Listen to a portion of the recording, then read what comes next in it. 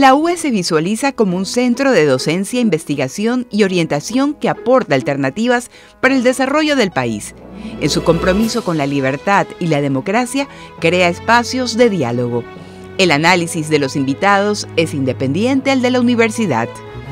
Saludos cordiales a todos y bienvenidos a Entrevistas UES, un espacio de diálogo y reflexión.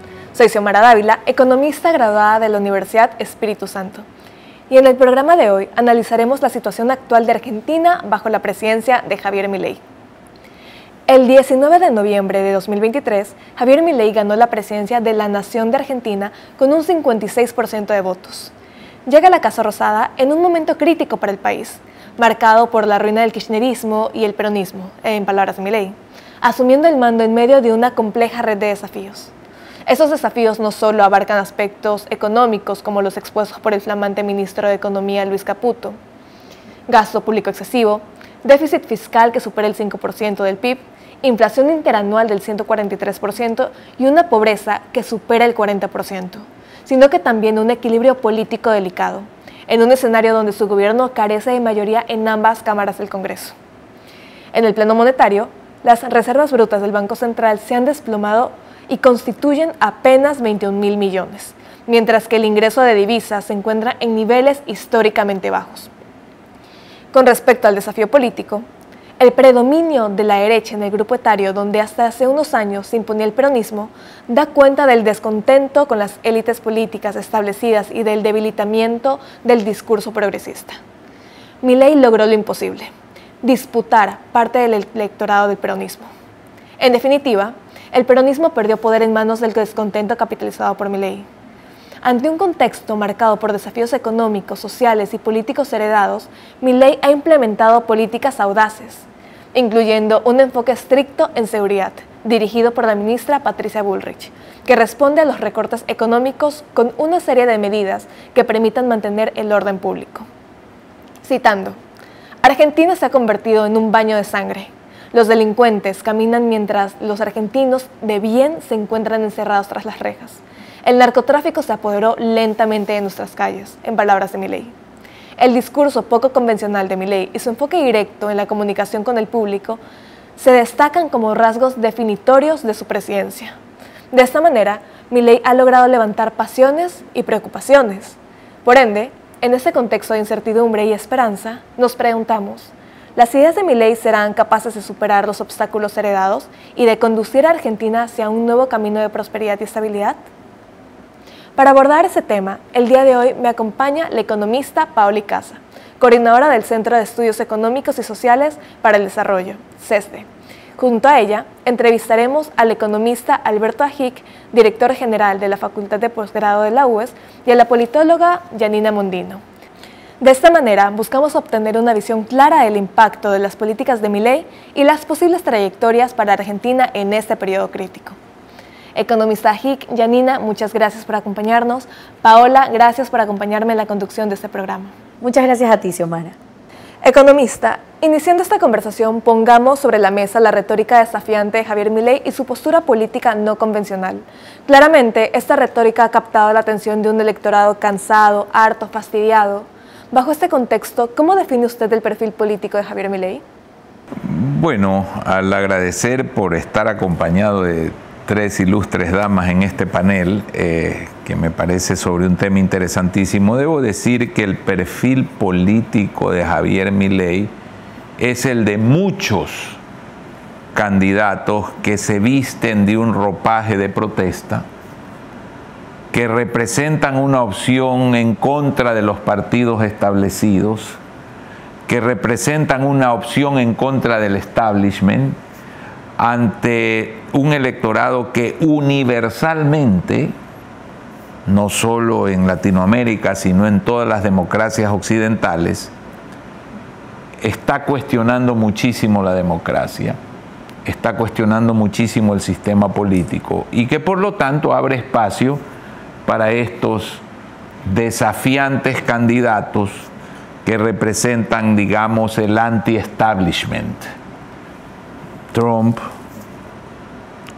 Fujimori en su momento, Chávez en su momento, Boric en su momento, Castillo en su momento, no es un hecho nuevo.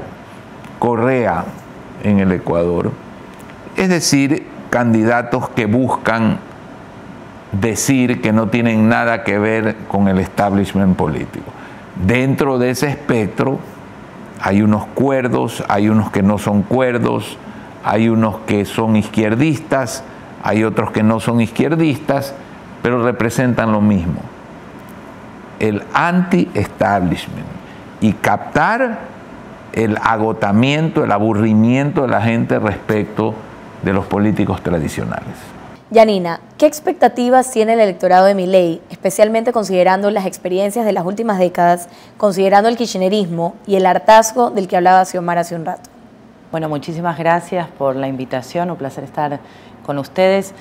Como decía el economista, creo que es importante entender que esto también tiene un contexto que puede elevarse a América en general, ¿no? Con el nacimiento de estos outsiders o estos protagonistas que vienen de fuera de la política a romper con el status quo.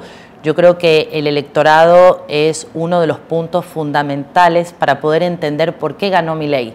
Primero, porque la Argentina tiene un cambio generacional importante en su electorado, es decir, una gran masa de jóvenes que ya no se encuentran en términos de izquierda o derecha, o que quizás no están empatados con el revisionismo o con la cultura que también el kirchnerismo durante 20 años impuso en la política argentina, el revisionismo de la dictadura, entre otros temas.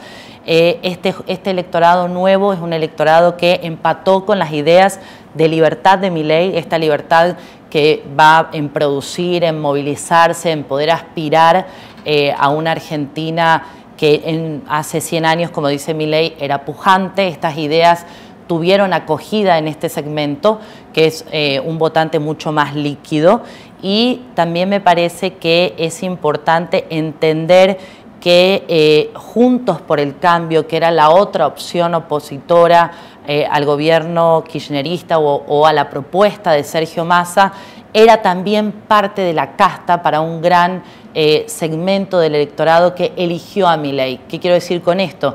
Que el gobierno de Macri o la candidata de Macri también representaba parte de lo que había traído a la Argentina o lo que trajo a la Argentina a este momento donde los índices de pobreza son muy altos, donde la decadencia en el servicio de salud, en los servicios de educación son muy altos. Entonces me parece que el electorado también encontró un cambio en la opción de Milei. ¿Por qué? Porque no lo supo representar la opción de Mauricio Macri. Incluso si se analiza por grupo etario, es interesante porque en la primera vuelta entiendo que la mayoría, los mayores, digamos, gente mayor, votó más por Bullrich, la de la mitad un poquito más por la opción de Massa, y los más jóvenes, en general entiendo que los más jóvenes Milei, y obviamente eso ya cambió en la segunda vuelta. Sí, hay dos temas ahí importantes. El primero es que si solo hubiesen decidido los jóvenes, Milei quizás hubiese sido presidente en una sola vuelta.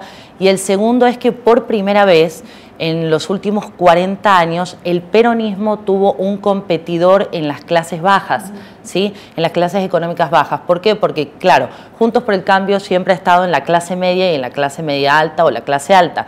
Sin embargo, el peronismo no tenía un competidor directo. Hoy vemos que Milei está en todos los estratos económicos y también está en todos los estratos, digamos, a nivel etario. Entonces, el fenómeno Milei no solo es un fenómeno de forma comunicacional, sino también de fondo con el momento en el que está transitando la Argentina. Economista, tal como su retórica, su discurso de posesión fue poco convencional en cuanto a forma y fondo, dado que, como se dice, todo comunica, mencionando frases como no hay plata, no va a ser fácil, incluso cerró el discurso utilizando prefiero una verdad incómoda a una mentira confortable.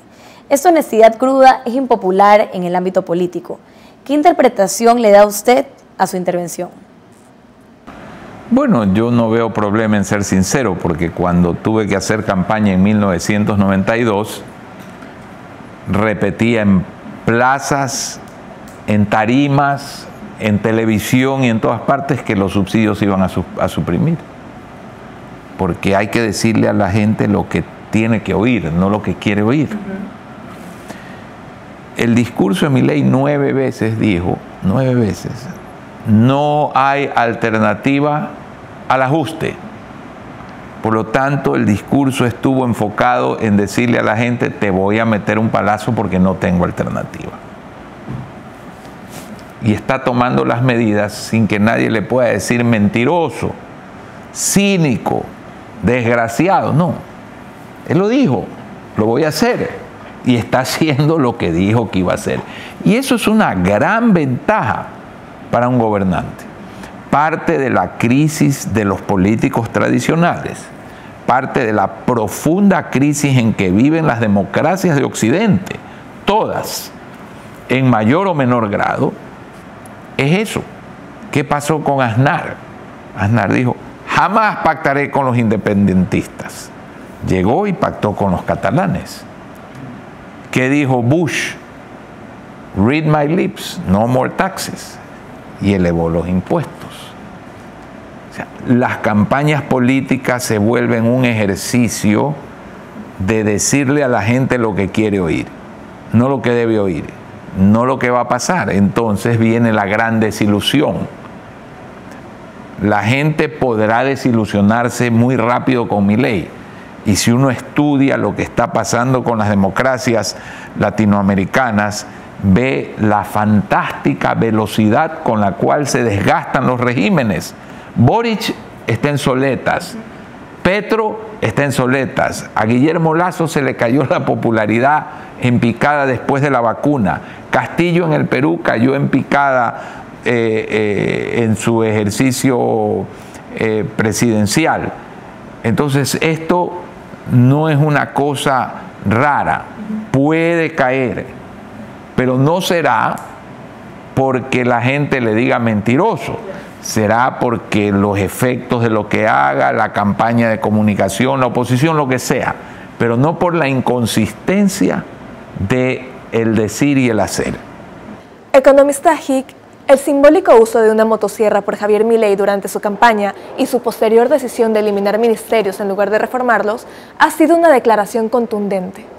¿Cómo ve Milei el impacto de esas medidas en la dinámica política de Argentina, especialmente en términos de gobernabilidad y de equilibrio de poder entre diferentes ramas del gobierno?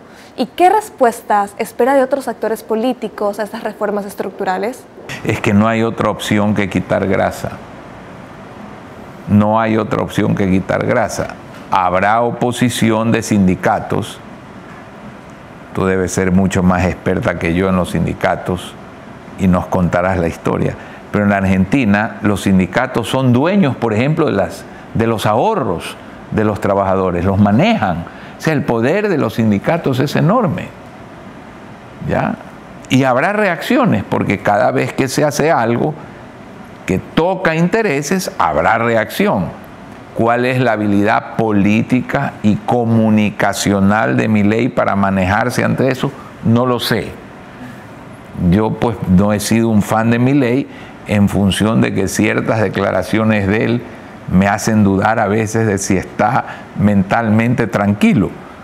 Pero veremos en el desarrollo de su gobierno si tiene o no esa capacidad de manejo político. Una cosa es decir y actuar, otra cosa es mantener. A mí me dijo un brillantísimo, no brillante economista, cuando yo tenía 25 años de edad, me dijo que yo iba a ser político y yo me reí. Charles Kindleberger me lo dijo en el Instituto de Estudios Avanzados de Princeton, donde estaba haciendo un sabático, y le voy a dar un solo consejo: más importante que tomar una medida económica es saber mantenerla. Y esa es una gran verdad. ¿Cuántos gobiernos dan marcha atrás y se acaban? Y usted, Janina, ¿qué podría decirnos en el tema de gobernabilidad en Argentina? Bueno, gobernar la Argentina es casi un arte, definitivamente, porque a diferencia del Ecuador, están los sindicatos y los gremios que tienen un poder importante. Y creo que ahí tenemos que ver dos temas claves o dos conceptos grandes de la gestión de Milei en estos primeros días. Uno, el orden fiscal, ¿sí? Es decir, lograr bajar el déficit, ordenar las cuentas, y otro, el orden público. Recordemos que la Argentina no solo tiene problemas a nivel económico, también los tiene a nivel de seguridad, también los tiene a nivel político. Es decir, hoy usted puede estar en Buenos Aires y de pronto ya no puede transitar, no puede cruzar una calle porque se encuentra con la mayor cantidad de paros y de movilizaciones en un solo día a nivel mundial. Por eso Milei busca, a través del ingreso de Patricia Bullrich, recuperar el orden público. Y eso necesariamente implica ir contra los sindicatos o contra el modus operandi que han tenido los sindicatos en los últimos 20 años.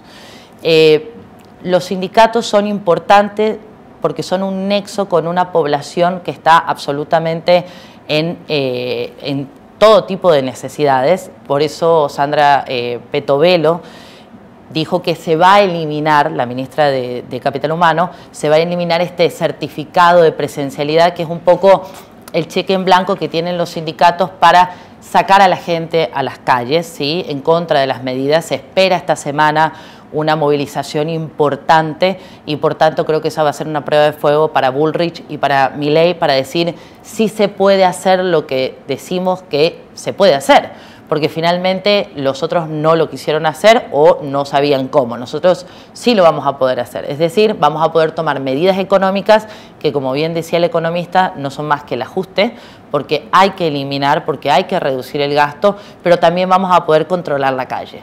Controlar la calle también significa en la Argentina poder manejar el Congreso, y ahí tiene una gran tarea Martín Menem y la vicepresidenta Villarruel, pero también hay una línea importante de gobernabilidad que está dada por los gobernadores, es decir, los prefectos en el Ecuador. Los gobernadores en la Argentina tienen mucho poder. ¿Por qué? Porque son muy cercanos a la población, porque manejan caja fiscal también importante, y con ellos también Milei tiene una batalla que negociar por el tema de los recortes, los ajustes. Entiendo que están pidiendo coparticipación, por ejemplo, del impuesto al cheque. Es decir, hay una negociación pendiente con los gobernadores que será también un estadio más de cómo puede trabajar la gobernabilidad de Milei.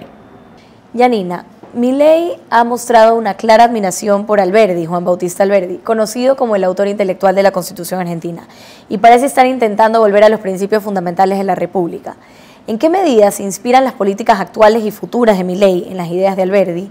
¿Y cómo se reflejan estos principios de la época de la Constitución en estrategias y enfoques que Milei está adoptando para abordar los desafíos contemporáneos de Argentina? Bueno, él se presenta como un liberal libertario. A mí me parece que Milei tiene este ropaje, como mencionaba el economista, que no solo tiene que ver con el revisionismo de la historia argentina y que quiere obviamente contraponer al que hizo el kirchnerismo, por ejemplo, retomando los logros del gobierno de Julio Argentino Roca, de la generación del 80, de la generación del 37, de Alberdi, es decir, de momentos donde la economía argentina se encontraba dentro de las primeras 5, si mal no recuerdo, a nivel mundial, tratando de contraponer con la corriente del peronismo, ¿sí? Y entender también que el kirchnerismo es una propia versión del peronismo, ¿sí? No es un peronismo puro de cepa. El kirchnerismo también tiene su condumio ideológico. Yo creo que los argentinos, no sé si tienen esperanza en el proceso, pero sí tienen expectativa.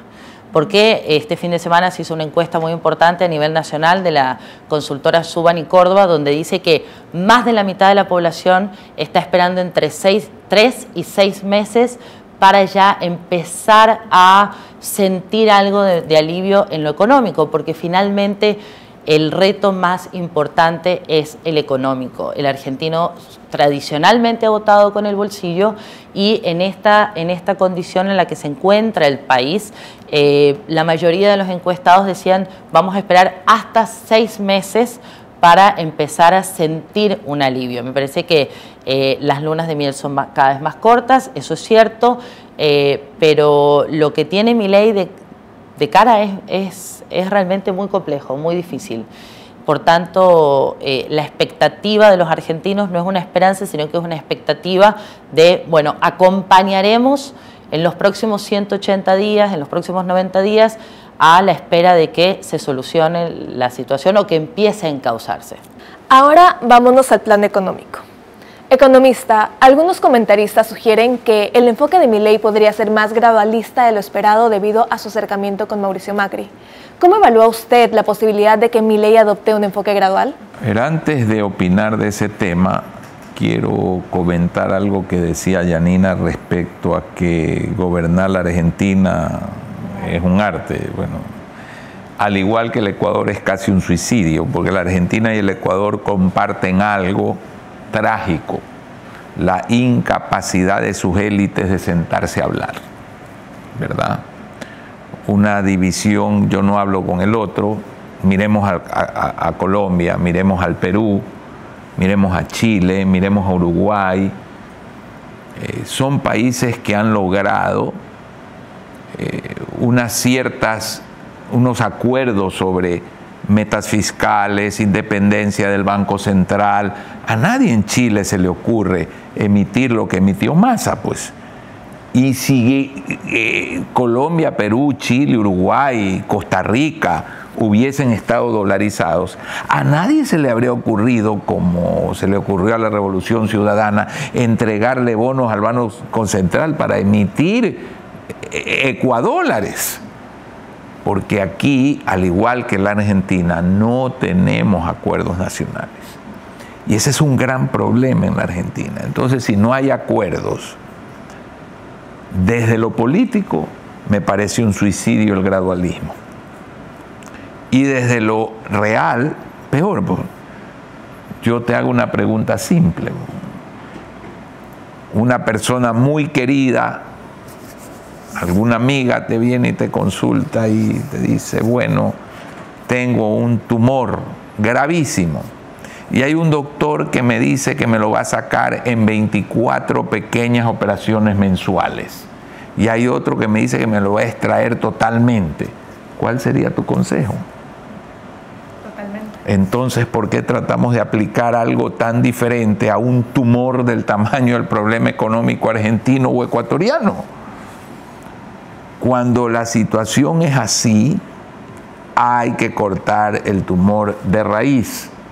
Y te está hablando una persona que cuando fue vicepresidente de la República impulsó unas reformas en que a los 20 días de gobierno triplicamos, en un mismo día triplicamos los combustibles, subimos las tarifas telefónicas, la energía eléctrica, depreciamos 30% la moneda y anunciamos el 15% de reducción del empleo público. En un mismo día. No pasó nada. El país en 2 años estaba marchando. Entonces no se puede ir al gradualismo, sobre todo cuando en la sociedad no hay acuerdos políticos. Porque Milei comienza con un gradualismo y al mes o a los 3 meses ya lo están saboteando. Ya lo hizo. ¿Se caerá? Se cae. Pero ya lo hizo. No se cae, tiene su resultado positivo. ¿Sería medidas de impacto, medidas de shock en esta época que tiene todavía o está todavía en la luna de miel? Es que es un tema médico, pues yo no tomo, si tengo que tomar 3 días antibióticos para sacarme una infección, no voy a creerle a un médico que me dice que me tome en 30 días un poquito la pastilla porque la infección se me va a hacer peor, la bacteria va a hacerse más resistente. No es así. Siempre y cuando después de los meses iniciales efectivamente se vean resultados en la Argentina de las políticas de Milei. Si yo tengo una hemorragia brutal, fiscal, un paciente que entra con una hemorragia brutal, lo lógico es irle cerrando de a poquito y ponerle transfusiones de sangre, o lo lógico es cortarle.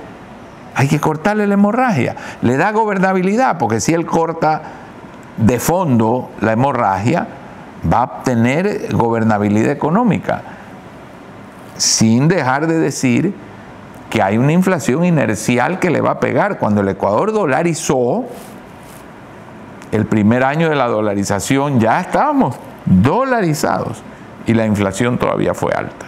La inflación fue descendiendo en 2 años y ahí ya se estabilizó. O sea, él tiene un shock y además que enfrentar una inercia que le viene de la barbaridad que hizo el kirchnerismo.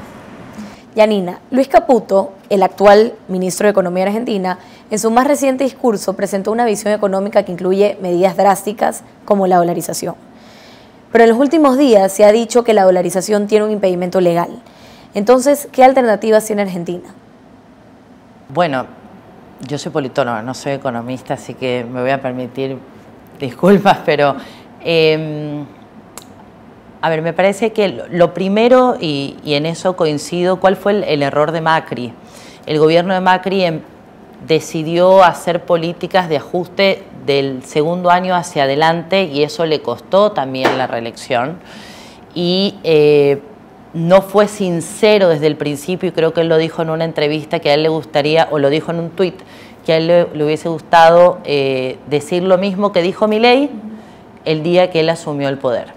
¿Sí? Él no fue claramente transparente con la situación que encontraba y por tanto quedó preso de esas palabras y creo que no se pudo manejar en los mismos términos en los que está haciendo Milei. Lo que decía hace un rato el economista. Exactamente, quedó preso de este discurso de positivo, de vamos a salir adelante, de todo lo podemos arreglar y finalmente no fue brutal y honesto para decirle a los argentinos se necesita un ajuste. No se puede dolarizar porque entiendo que no están los dólares, entonces inicialmente no se puede dolarizar y además necesita del Congreso para poder dolarizar. Están moviendo los tipos de cambio, es la primera vez que en los últimos años que la brecha entre el dólar blue y el tipo de cambio oficial es tan pequeño. Eso creo que es uno de los indicadores que todos los días va revisando Milei. Y también es importante entender que, y ahí no sé, le voy a dar, quizás le voy a preguntar al economista mejor, ¿qué pasa cuando todo el tiempo se anuncia una hiperinflación? ¿No? Porque es parte de la comunicación y me quiero más enfocar en lo que decía Caputo.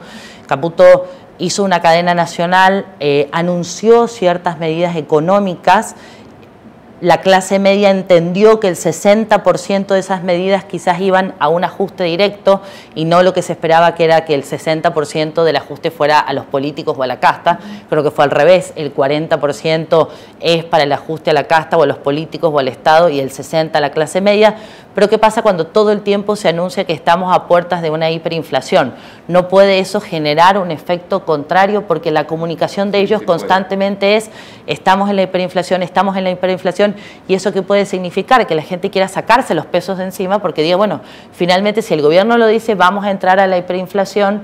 Hoy escuché números de 3.200 anuales, entonces decimos, bueno, entonces me saco de encima los pesos porque evidentemente si el gobierno lo dice, vamos a entrar a una hiperinflación. Entonces creo que ahí hay un ajuste desde lo comunicacional que hacer para generar mayor certeza en, bueno, pueden retener los pesos o vamos a estabilizar la economía sin que lleguemos a esa hiperinflación.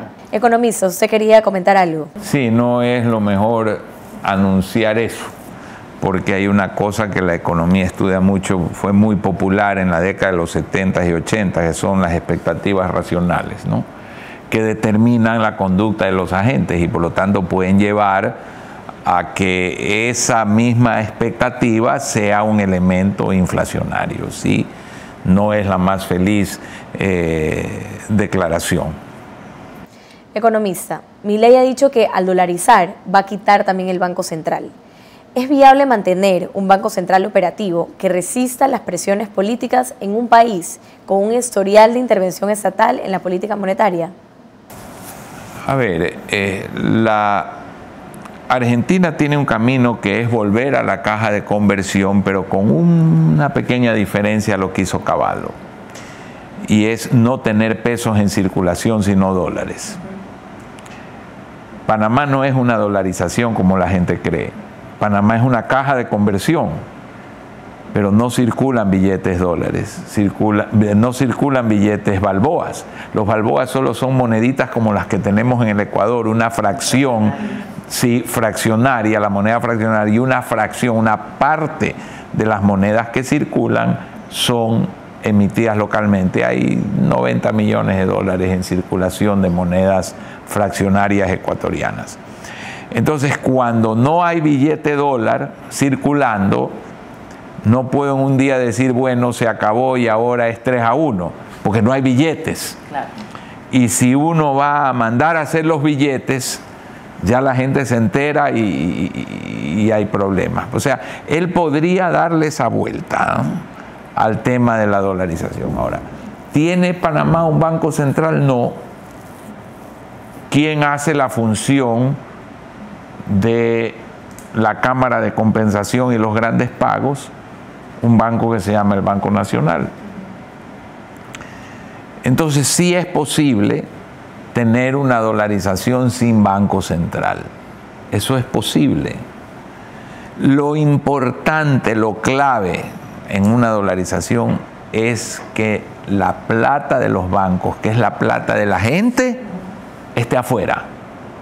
Porque ahí se sabe que no le van a meter la mano los políticos. ¿Cuál fue la herejía, el anatema, el pecado mortal, el sacrilegio contra la dolarización ecuatoriana?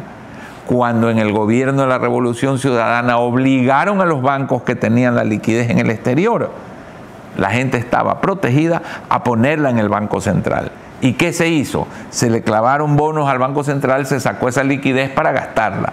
Y hoy el Ecuador, el sistema bancario ecuatoriano, no está con la liquidez afuera que tenía en esa época. En Panamá, que es un país donde el sistema financiero está altamente líquido por tradición, más del 50% de liquidez, un índice brutal, los bancos tienen su plata afuera, en instrumentos de absoluta y total liquidez, como son bonos del Estado americano, bonos del Banco Mundial, ese tipo de papeles.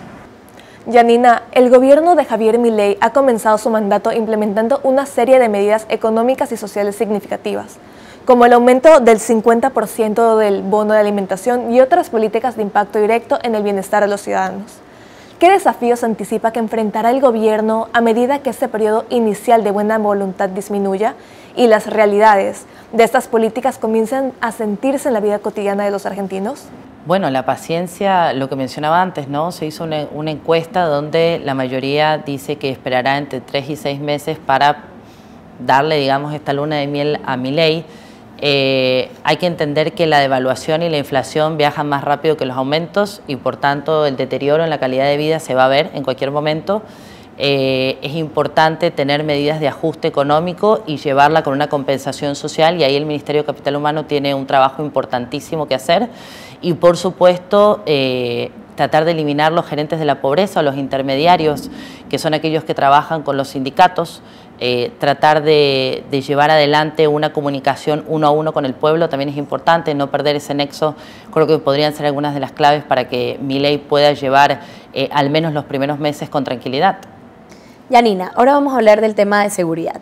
Javier Milei derogó un decreto firmado por su antecesor Alberto Fernández, donde se les brindaba seguridad de por vida y también en el extranjero. En Ecuador, Guillermo Lasso firmó algo parecido antes de dejar el poder. ¿Qué opina de esta acción en los primeros días de su gobierno? O sea, es un mensaje comunicacional, ¿no?, político, para aquellos que, para un gobierno que se va con una aprobación tan baja, con un rechazo altísimo, que creo que costaba 9.000 euros por día mantener la seguridad del expresidente Fernández.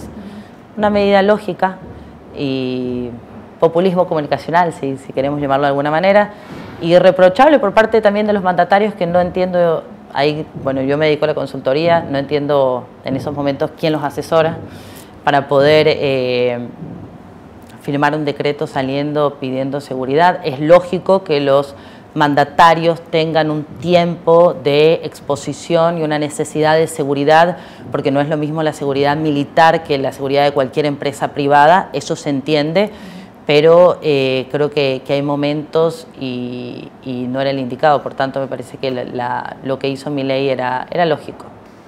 En lo que respecta a seguridad ciudadana, economista Hick, Gary Becker ideó la teoría denominada crimen y castigo, que postula mantener la vigilancia ciudadana en su mínima expresión para que la sociedad no pague un costo demasiado alto, pero aumentando las multas o castigos a los criminales, lo que disminuiría la cantidad de delitos. Milei es fiel seguidor de este pensamiento. ¿Cree que es prudente implementar hoy estas medidas en Argentina? Cuando hay pobreza, la multa, el hambre es más fuerte que la multa. El hambre es más fuerte que que la sanción, porque que me agarren es una probabilidad, que me muera de hambre es una certidumbre. Tomo un riesgo para no morirme de hambre. ¿Qué está pasando, por ejemplo, hoy en el Ecuador? El precio de la coca se ha desplomado. Y todas las personas que han estado en el negocio del narcotráfico tenían un presupuesto de sus fechorías, crímenes y tráfico. Se le vinieron las utilidades abajo y han hecho lo que técnicamente hace cualquier empresario.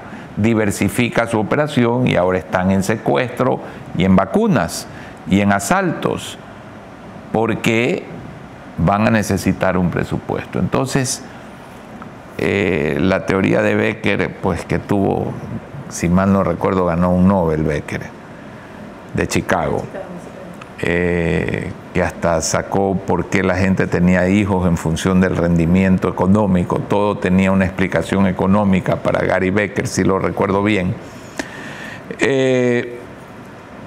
La teoría de Becker puede estar bien en un país de pleno empleo, con una economía sana, donde el que se dedica a una actividad ilícita es porque quiere hacerlo. Pues, en Suecia es difícil, o en Suiza, decir que alguien está robando porque no tiene que comer o porque no tiene trabajo. Es bastante difícil eso, ¿no?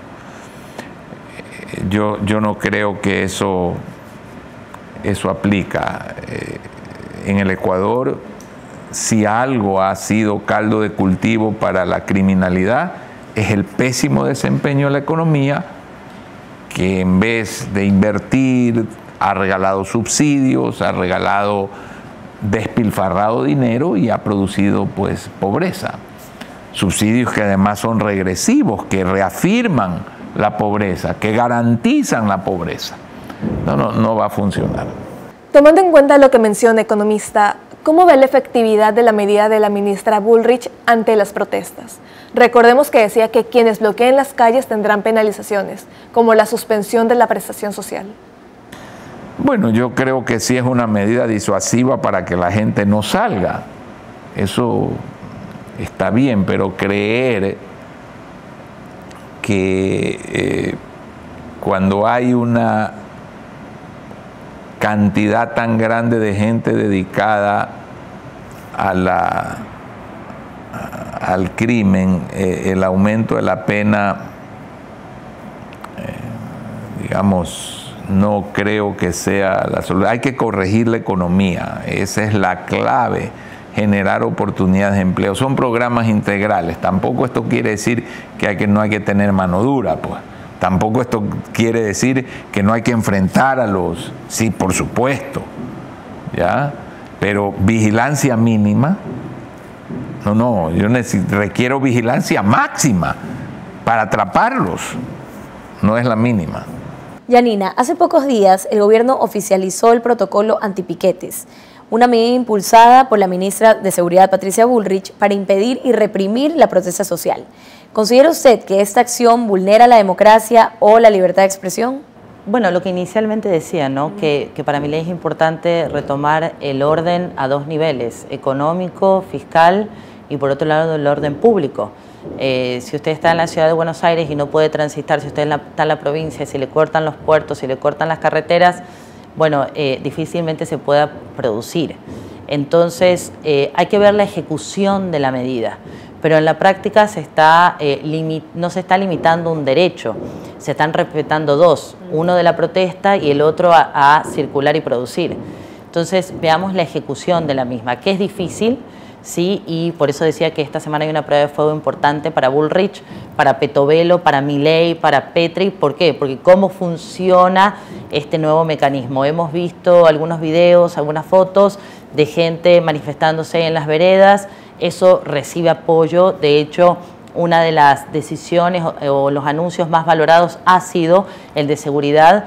Una de las políticas mejor valoradas en este momento es Patricia Bullrich. Entonces me parece que hay una necesidad de recuperar el orden y depende de la ejecución de esa medida que pueda ser de pronto que haya que tomar algunos correctivos o que de pronto sí pueda generar conflicto con las organizaciones sociales. Para terminar esa entrevista, ¿podrían los dos darnos sus perspectivas sobre el fenómeno Milei y sobre lo que le espera a Argentina en los próximos años?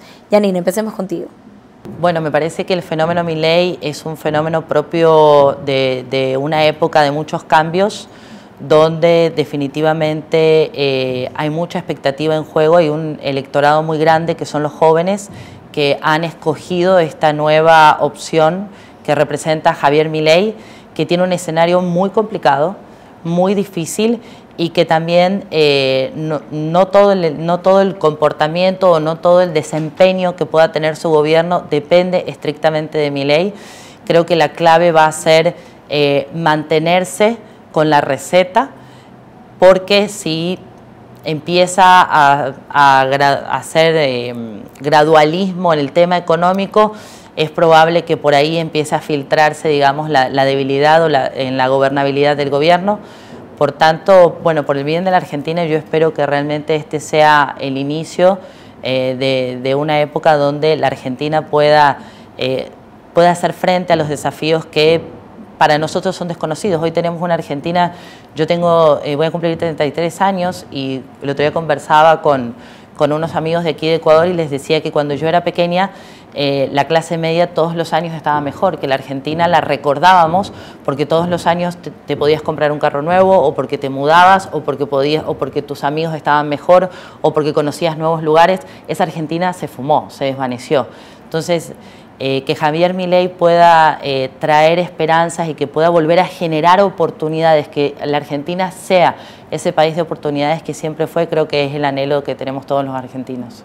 Economista, su comentario final. Como dije al inicio, ¿no? Y coincido con Janine en esto, hay una reacción del electorado al establishment, a lo tradicional. Milei representaba y representa el factor disruptivo, el novedoso, el diferente. Ahí está. Va a depender mucho de su éxito económico, cómo pueda consolidarse para una posible reelección, porque la transformación de un país no se hace en 4 años. El desgaste, el deterioro que ha tenido la Argentina, que a comienzos del siglo XX era uno de los 5 países más ricos per cápita del mundo, tenía el mismo ingreso per cápita, el mismo nivel de vida que Estados Unidos, Francia, Alemania e Inglaterra. Ese deterioro es de estudio, pues no hay otro caso como ese. Darwin inventó la evolución de las especies y los argentinos la involución de la economía. Es una cosa impresionante y ojalá que Argentina pueda encontrar una ruta.